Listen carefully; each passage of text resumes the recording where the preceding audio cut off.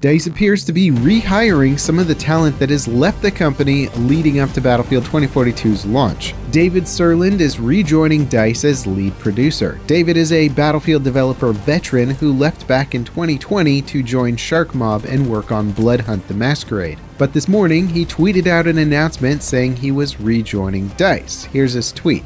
Well, hello again, Battlefield community, I'm back. This time around things are very different in a good way, and I'm super eager to make the future of Battlefield brighter and better than ever. Information on what that actually means in more detail will spill as time goes on, but rest assured I'm going to listen to your feedback, your woes, your ideas, and champion a game that you would love to play. See you on the battlefield. Now this is hugely exciting to me, and it should excite you as well. David has been a developer who always seemed to understand the principles of Battlefield and what made it great. He's a good player as well, which always counts for a lot in my book, and when I spoke with him personally about the game, his passion for the franchise was always undeniable. Losing him as a developer in 2020 was a real gut punch, and along with lots of other core talent, it felt like a real foreshadowing for how the next game was going to launch. Now, retaining talent is extremely important for big studios. Experience and familiarity is invaluable, and DICE has had several instances of large groups of employees leaving. Back in 2018, after Battlefront 2 and Battlefield 5's poor launches, over 80 employees were tracked as they took jobs at Ubisoft and Epic. And in the years leading up to 2042's release, at times it seemed like an endless newsfeed of veteran developers who were saying goodbye to the company. Now, of course, all studios have a certain percentage of turnover no matter what, but DICE's felt oddly high, and especially with the turnover having a lot of top talent choosing to leave, it certainly felt like something wasn't right at the studio. Devs work tirelessly to make great products, and often their efforts are foiled by strict release dates or executives who want to push launches before the games are ready just to maximize short-term profits with little care for the long-term image. The frustration of being a master of your craft and spending years working on a project only to have someone who doesn't quite understand the nuances of development force you to release an unfinished product has to take a toll on developers, and I believe we were seeing the effects of that with so much talent leaving the company. However, since Battlefield 2042 launched, EA began a complete managerial restructuring of the company, bringing in Rebecca Kutaz as the new VP and General Manager of DICE. And according to her, they spent a lot of time restructuring internal relationships and creating a lean workflow capable of shifting directions as needed. Then of course there's EA hiring Vince Zampella as the new head of Battlefield. A man with possibly one of the most impressive resumes in game development ever is now leading the charge with whatever the new era of Battlefield brings.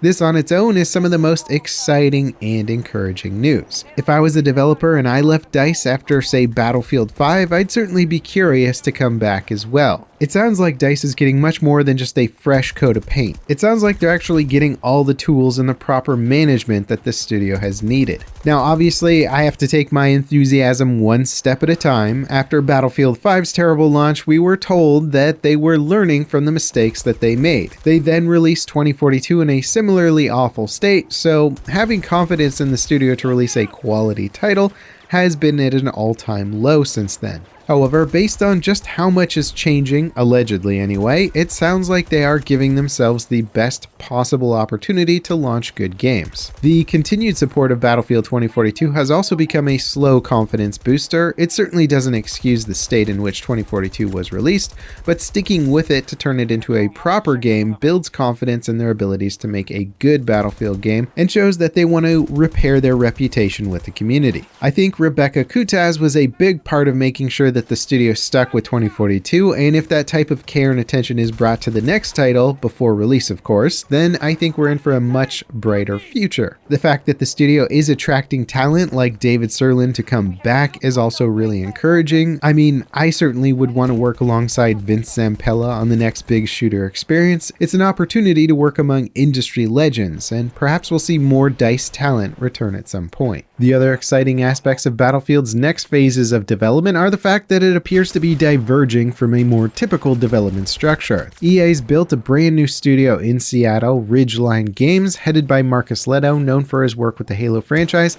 and this studio is built with the focus of creating a narrative Battlefield experience. Basically a single player or campaign experience. We don't know if the intention is to have this game be the narrative component of the next Battlefield title or a standalone experience on its own, but the fact that they're getting an entire studio dedicated to it versus just handling it internally means that the production value is almost certainly going to be much higher than previous games. Traditionally, Battlefield's campaigns have always felt a bit more superficial, much like tech demos showing off the engine's graphics, but little in the way of actually compelling gameplay. I always felt that they could have really pushed their destruction engine in the single player component in the same way that, say, the first Crysis game did to create more emergent gameplay. So maybe we'll see them take advantage of that this time around. Then there is the Ripple Effects Studio, formerly DICE LA, working on a quote-unquote new experience in the Battlefield universe. Now, of course, that could mean anything. However, if I had to guess, I would wager that it's going to be a free-to-play standalone mode that may or may not tie into the next major game, similar to Warzone's relationship with the Call of Duty games. Perhaps Ripple Effect is working on a much more evolved or interesting take on the Royale experience. It could certainly be cool. Maybe you're a squad of guys marooned on a long-lost island in the Pacific somewhere and, I don't know, dinosaurs pop up and try and eat you. Who knows? I'm just throwing ideas out there. It could be anything. And regardless of my silly ideas, the studio is dedicated to building a different and, more importantly, a new experience within the Battlefield universe. It could be futuristic, apocalyptic, who knows? But it's underway and potentially independent from DICE in Stockholm. Then, of course, there's DICE Stockholm doing their best to transform 2042 into a quality game, doing a decent job of it so far, but one would assume that plans for the next major installment are already well underway. And all of this is falling under Vince Zampella's leadership, which sounds extremely promising. Are we looking at a huge comeback story for the franchise over the next several years? I think there's a very good chance of it. If I were betting, investing, waging, whatever, I would probably put my money on the fact that some of the next Battlefield titles are going to be pretty good. Then again, I am a lifelong Battlefield fanboy who's always looking for the silver lining, any thread of optimism here. But I really do think EA understands the potential of the Battlefield franchise. I think they've understood that they just haven't really taken it as far or where it could go, and